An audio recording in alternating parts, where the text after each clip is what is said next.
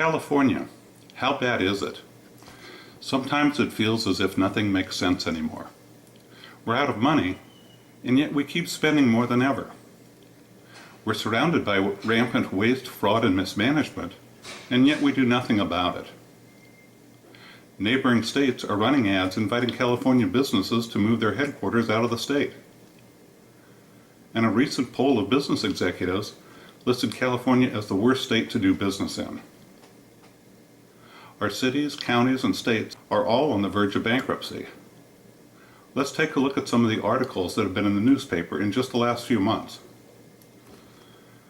Desert Unified School District to lay 82 jobs on the line. Many state parks may stay open, but not the Salton Sea. College of the Desert plans to reduce offerings by up to 100 classes.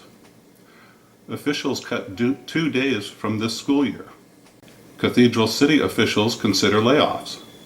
California is releasing 47,000 career criminals out of our state prisons and onto our streets. Failure to build adequate prisons and jails will send the crime rate back up. California's deficit. Is it $9 billion or is it over $500 billion? Look at this graph. The $9 billion deficit is the amount that Governor Brown is trying as hard as he can to eliminate. But nobody even talks about the over $500 billion shortfall in the state employees' pensions. This is the money we owe our state employees when they retire. We're looking at cuts in education, the shortening of the school year by up to 3 weeks if Governor Brown doesn't get his tax increase this November. We're having to worry about hyperinflation. The Fed is printing an endless supply of dollars, and every time they do, the dollar in your pocket becomes worth less. And as you look around you, whether it's the Occupy Wall Street movement, the far left, flash mobs, or union activists, you're starting to see significant increases in racial tensions, and tensions between different working classes. Agenda 21 is changing the way in which we live our lives and is a major threat to our family farms. We've already seen what this has done to our Central Valley, where the restricted water rights have reduced the water available to farmers in the San Joaquin Valley, all because of a 3-inch delta smelt. At the same time that all of this is happening, we're paying over $200,000 a year for lifeguards, and over $100,000 a year for bus drivers. Riverside County has 12.5% unemployment. Imperial County has 26.8% unemployment. These are the real issues affecting California. We need people who are going to deal with these types of issues. Look at the waste. There's a prison doctor who is the highest paid California employee. He made $777,000 last year. There's the California state nurse, who made $1.5 million since 2005. She is one of 42 nurses who each made more than $1 million during those 6 years. A Los Angeles County Sheriff's deputy is currently collecting $82,000 a year pension from behind prison bars. Now, this doesn't mean that all government employees are bad, but I think we can all agree that the state employees are getting a bad reputation because of these abusive employees. The problem in California is that the legislature doesn't even address the real problems. Instead, they do one of two things. They either focus on meaningless diversions, or two, they raise our taxes even more without addressing the waste, fraud, and mismanagement.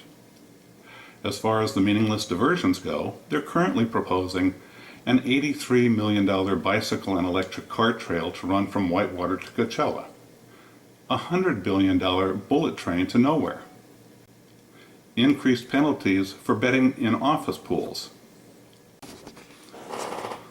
The other thing the California legislature does is to raise taxes even more. This bothers me quite a bit because, as I have shown, we're wasting money all over the board. Instead of cleaning up the waste, fraud, and abuse, our own state government just keeps coming back, putting their hand out, and asking for more of our hard-earned dollars. Have you noticed recently that we have things we've never had before? The fines are doubled in construction zone. Carpool lane violations are several $100s. DUIs can easily cost you over $10,000 in court, legal, and traffic school fees. Sending you tickets by mail from intersection cameras. There's a major new business tax called cap and trade, which will cause more businesses to move out of California.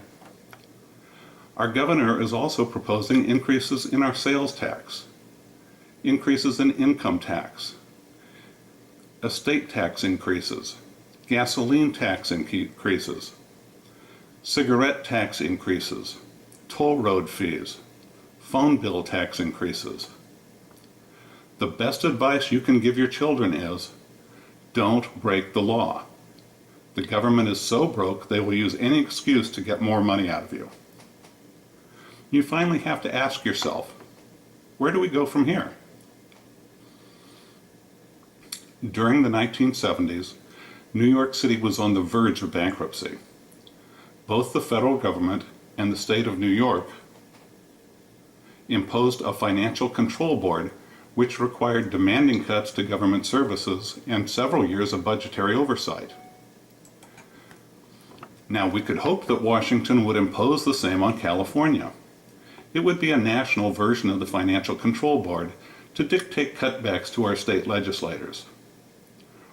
Or two, we can continue on as we have and allow our state to default and let California's bondholders dictate the cutbacks they deem necessary. Or three, we can act like adults and start addressing the real problems ourselves.